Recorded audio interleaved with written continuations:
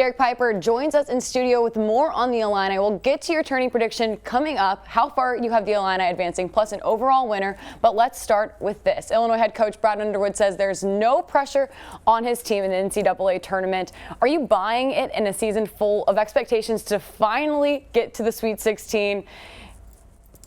I'm buying it a little bit. I think for a team that expectations, optimism for the fan base, externally, when you think about the national talking heads and what they think out of this team, it's kind of eroded. It's an untrustworthy team going into the tournament, one that obviously has talent, but there's not the 2 years ago, everyone was picking them to go to the Final Four. Even last year, the Big Ten champions going into the NCAA tournament. Higher expectations for that team. This one, they may be expected to win a game, if not get bounced in the first round. So I think from the external part of it, there's not as much expectations. But this team, if they want to live up to what they've told us, which is they can beat anybody in the country, they can go as far as they want to, there's a little bit of pressure. And, of course, the pressure on Brad Underwood of not reaching the second weekend, that still lingers over him and over this program. They haven't gotten to the Sweet 16 since 2005.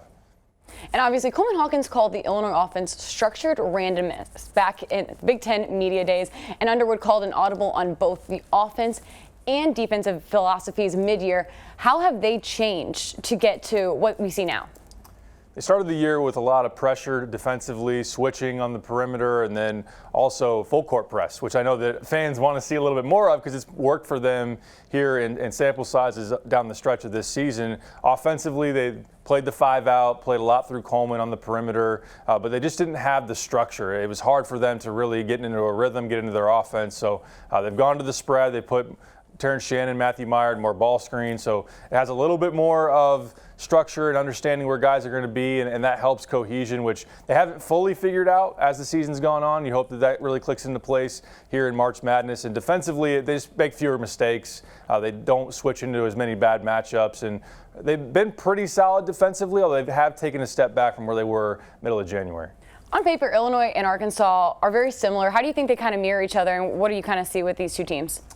They both have a lot of talent, athleticism for sure, but then on the downside, inconsistency has really been a defining factor for both of these teams, and then both really struggle to shoot the three. It's funny, Arkansas tends to start fast. Illinois, of course, digs those early holes, and then Arkansas has trouble finishing. They've let teams come back. I know even in their SEC tournament game, held a sizable lead on Texas A&M there on Friday and ultimately blew that lead, let A&M back in the game when they lost. So Illinois slow starting, then rally in the second half. Arkansas gets out to big leads, and then they end up usually blowing that. But, yeah, Arkansas has a lot of talent. You look at their top two players, Nick Smith Jr., Anthony Black, projected lottery picks right now in the NBA draft.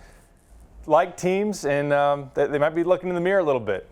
You mentioned Nick Smith Jr. and Anthony Black. How does Illinois go about limiting them?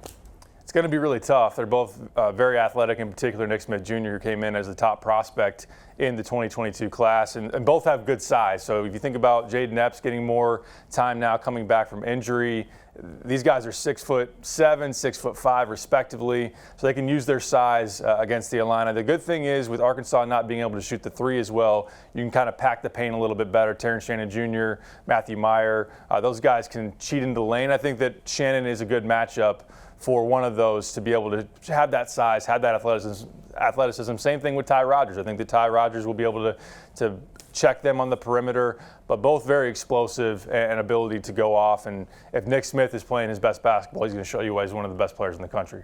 And late game execution has been an issue for this team at times. Who do you want to see step up as a go-to guy?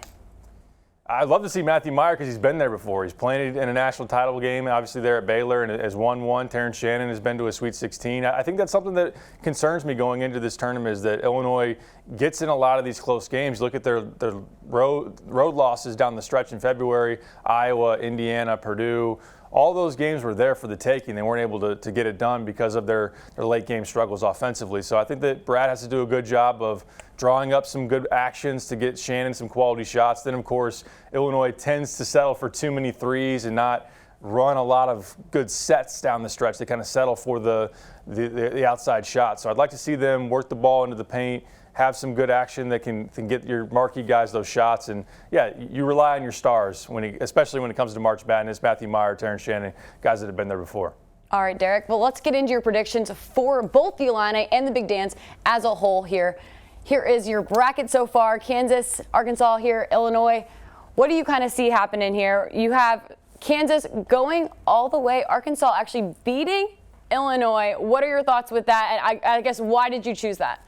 My thoughts are Illini fans should probably be encouraged because I picked Illinois to win 2 games of the Big Ten tournament. They won 0. Now I'm not picking them to win any.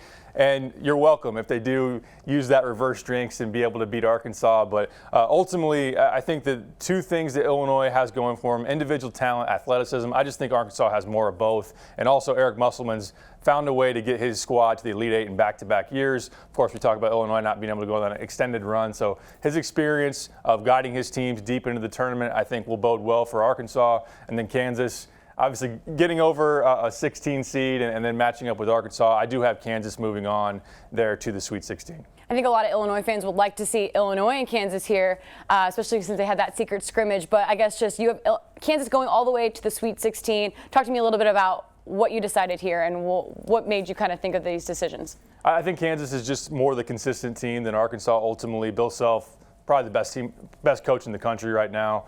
Jalen Wilson has been awesome, an All-American caliber talent for them in that front court. And then Grady Dick as a freshman can really light it up from 3. And Kevin McCullough coming back from injury, that's one thing to watch going into this tournament. Had back spasms, didn't play in the Big 12 tournament title game. But I like Kansas moving on. And then UConn coming out of that other pod. Adama Sanogo is one of the best big men in the country. Jordan Hawkins. UConn was number 1 in the country at one point back in January. They're really rolling well going into the tournament. I think that they will match up with Kansas, and that will be a great battle there in the Sweet 16. All right, Derek, time for your final 4 picks here.